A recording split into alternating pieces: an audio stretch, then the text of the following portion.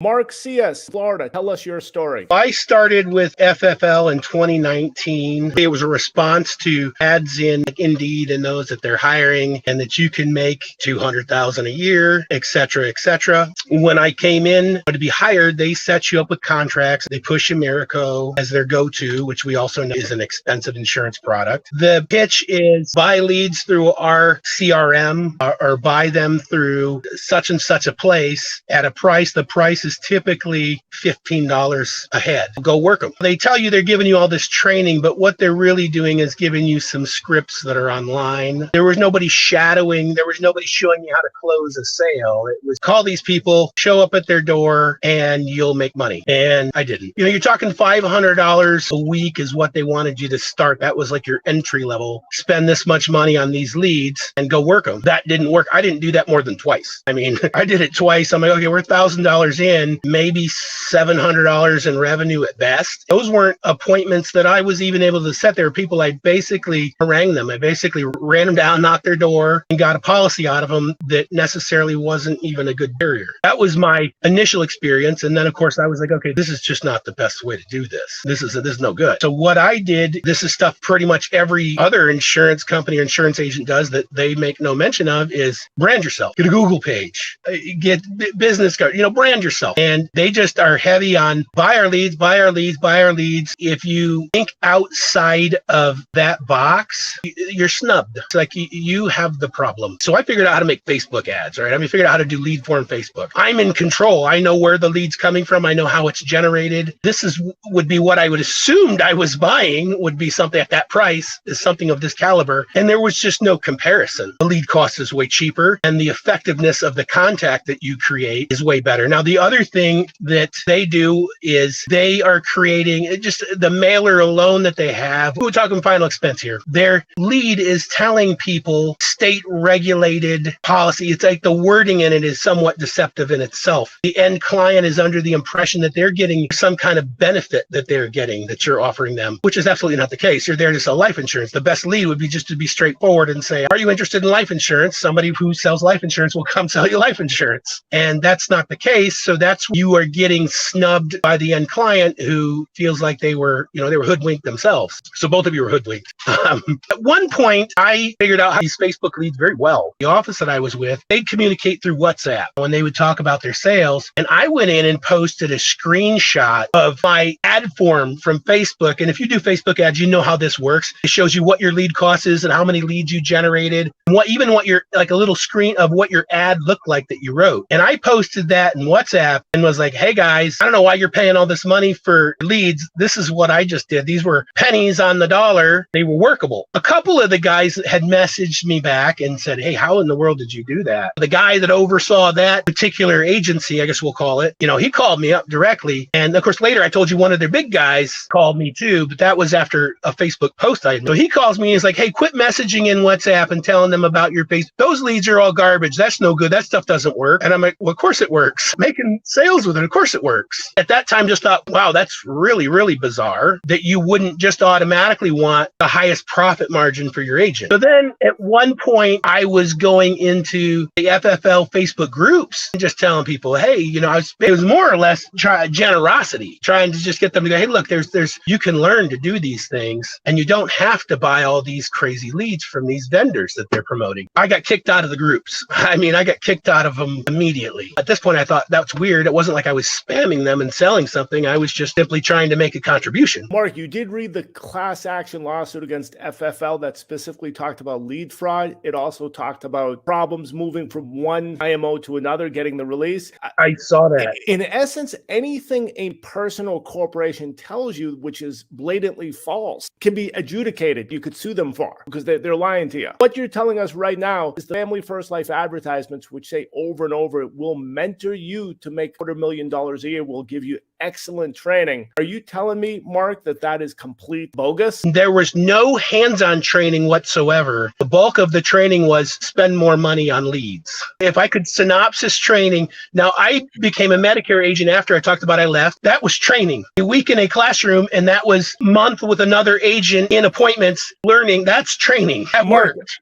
Probably you learned the proper methods to actually succeed in that particular business. Absolutely. If you're going to have a new career, you might as well learn the proper methods. Based on what you're telling me, Family First Life is specifically steering people away from the proper method. That's an entirely safe assumption. Yes, I would say that there's no effort to go into any proper method. The take home is buy leads, and if they're not working, buy more leads, which is the definition of insanity. I don't think any sane person running a business would throw more money at a sinking ship. You did see the whistleblower interview, Andrew Hollard. He specifically mentioned he buys from the same lead vendors that Family First Life buys from. He mentioned something about 50 cents a lead. If you're selling leads for 50 cents for $15 and you're selling those to multiple people, that's a pretty profitable business. That's a really profitable business. That sounds like a good racket to be in. If you have a financial stake in the lead generation, it almost seems like a conflict of interest. You're not providing the training, you're just selling them something. Were you told by Family First Life that these are independent lead companies, or they're companies owned by Family First Life? They were telling me that they were independent companies that were just providing them to them. So they would use some kind of a firm, was the impression that I got. Yes. No, that was what they said. That they were monitoring the quality of these leads to make sure they're getting good products, good lead companies going into their CRM. That's what I've been told by other people. If you questioned that, which I had because I hadn't made money, if you questioned that, the immediate answer was that you're the problem. You're not working it right. The problem with that is that if wholly 50% of them are almost non-existent people or non-existent contacts, how's that my problem? I paid you for nothing. I paid you for a dud. That doesn't make sense to keep doing that. You did mention you got an email or SMS from a gentleman named Mike Killamet. I got a voicemail from Mike Killamet. So what happened is I just went on my own Facebook feed, not in a group or anything, just on my own feed. Basically, I was on a rant and I was like, if you guys, because I have a lot of friends who are insurance agents, like if you guys are buying leads from vendors, just stop it. You can make a Facebook ad for pennies on the dollar and you will be guaranteed that they're not junk because you'll know where they came from. They came from you. You made the ad. I didn't know I was on anybody's radar. Apparently that frosted somebody because I've never met this guy, but he calls and leaves a voicemail and says, you got to take that post down because you'll get sued by a lead company. And I'm like, well, you're not telling me to, I'm not taking a Facebook post down. That's my business, what I post. It was really bizarre to me why he had such a personal interest in me telling people you can create a Facebook ad and these lead companies they're overcharging you for something that is not effective. Mike Killamet, I was told, controls a group which may be 1/4 of all FFL agents. He's a big wig.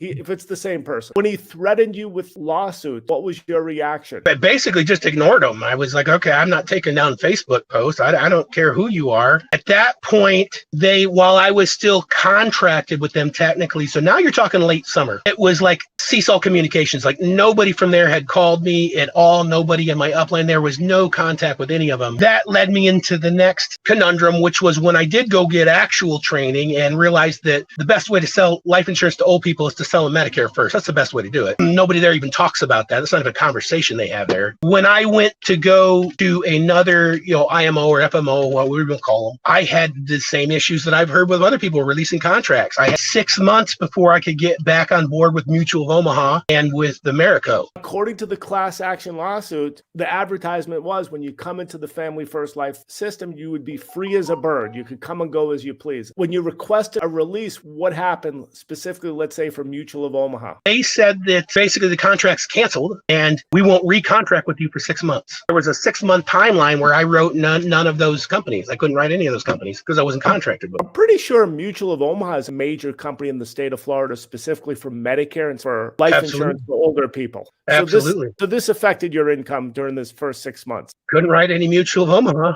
You know there's a class action lawsuit that is focusing those two issues. They will be wanting a leader of the class. Awesome. Leader of the class for the particular state so they could get the additional benefits that the state offer victims of fraud. Seemingly, you're the perfect... I hate to say that you're the perfect victim. It doesn't sound good. This definitely merits some follow-up on this. The only things I was really aware of that had me kind of like like, geez, they need to be looked into further, was they had a cease and desist letter from the FCC, right, or the Federal Trade. I believe that was about their hiring practice or their leaderboard practice. FTC specifically went into, hey, you can't say you're going to make it. We're going to teach you how to make $250,000 a year. Indeed.com said the average income was $111,000. They were posting all over the place. Hey, this agent made $11,000 sale first week on the job. Constant. And 11,000, and then they had 12,000 in reverse charges. Well, that's not mentioned. General federal law is you can't give people expectations that are not true. That is against the law. If they do it one more time, it's a $43,000 fine. I've sent quite a few emails to the FTC anytime I see this type of stuff online, but that's besides the point. I've got really good news for you in particular.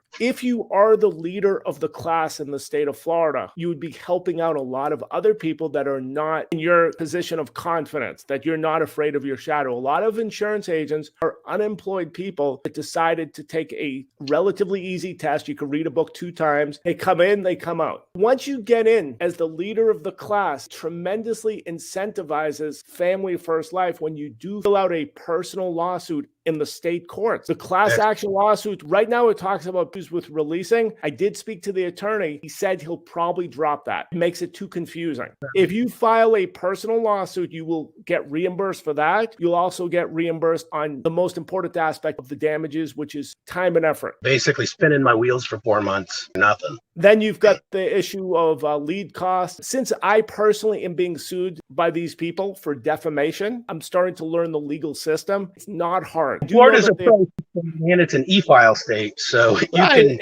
you go to the county courthouse, you speak to the clerk of court, you become his friend. He says, here's this form, tell us what your complaint is. Go to the class action lawsuit, you take the parts of that he took out. He did all the work for you on the release issue, did all the work for you on the lead issue. You've got tremendous witnesses on my YouTube channel. There's a lot more that have not been uploaded. As Greg Birch mentioned, thousands of insurance agents spent thousands of dollars on leads and made no sales. You were relatively fortunate that you made 1 or 2 sales. That one sale you made, what was it? First batch of 500, I made one final expense that the annualized premium on it was $300-400. It didn't wash the cost of the lead. The second batch of 500, when I initially did that, same thing, there was nothing. And then after that, I was buying what they would call an aged lead. These were under their mortgage protection thing that they were trying to pitch. So I was hundreds of dollars spent. Based on what you're telling me right now, there's a third provision, which I didn't even think about, that they did promise training to you.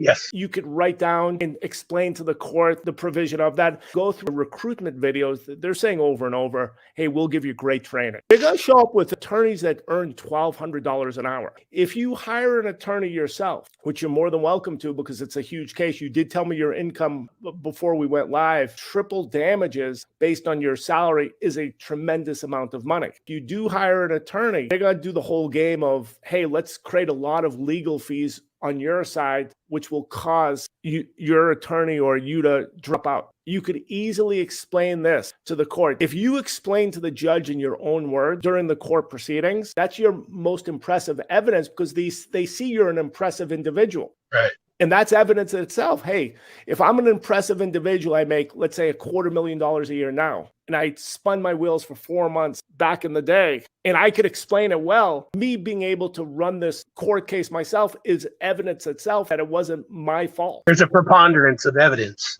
That's a preponderance of evidence that someone like you should get damages. I can't even imagine when it comes down to testifying, what's their defense going to be? They can do whatever they want. If you're not paying legal fees and you're representing yourself, let them spin their wheels on their $1,200 an hour attorney. The only way this is going to end, new insurance agents emptying out on average $500, $1,000, $1,500. In the case of Robert Taylor of Minnesota, $9,000. If individual insurance agents file individual lawsuits in individual states, it's not going to end based on the class act. It's not going to end based on the Federal Trade Commission. So the added bonus that you'll have, Mark, you'll be helping out your fellow citizens. That should have a tremendous value in itself. Absolutely. If you Google the word Florida fraud or something, in the state of Florida, I checked it out in the state of California, 3-year statute of limitation. So you're pretty tight. And you mentioned the end of the summer. You could literally go to the courthouse tomorrow Wake up in the morning, speak to the county clerk, fill out the darn form, fill out the pro se form. The pro se form will ask you for your street address and your email address. That's the first step. You would probably be asking for $250,000 based on your current income. That wouldn't hurt my feelings any, but there's a matter of principle. Action attorneys will tell you, hey, we're doing this for the people, but they have to get certified for the class, and it takes multiple years. And because of the complex of the tort, they're only going to be asking for lead cost, which in your case would be $1,000. So you may get back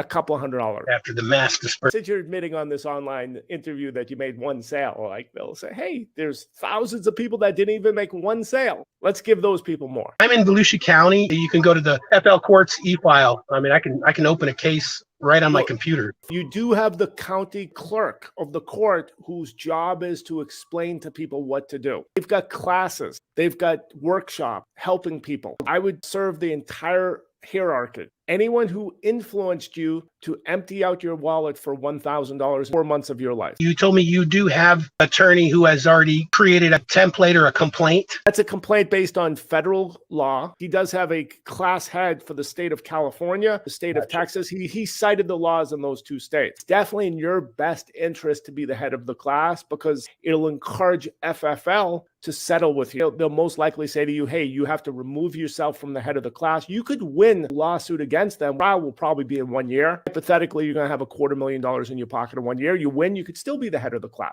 But it's only if they settle and they'll say, we'll give you $1,000 back. You're going to be like, $1,000? That really makes me whole? I'm sure you can do better. It's owed more just when you're put under the guise of you have something wrong. You aren't working these leads. That alone is worth more than that. I'm sorry, but you're treating people like they are somehow defective when no, that's not the case. It's the very lead it itself. Okay, Mark, I do appreciate you coming. I do want you to file something. And I do want you to have a nice satisfaction. And the response will be attorneys earning $1,200 an hour. I'm sure you're going to get a nice smile on your face. When Sean Mikey and the entire hierarchy that convince you to waste 4 months of your life and $1,000 money, when they're all showing up and you're part of Florida to explain what happened, there's a decent chance there'll be one person contradicting the other person. I want to hear them say in court, I just wasn't intelligent enough to sell their insurance to their leads. Well, you do have the Andrew Hollern whistleblower interview where he's specifically telling you where they're getting their data. There is a discovery process where you ask them, these leads I bought, where did you get it from? They do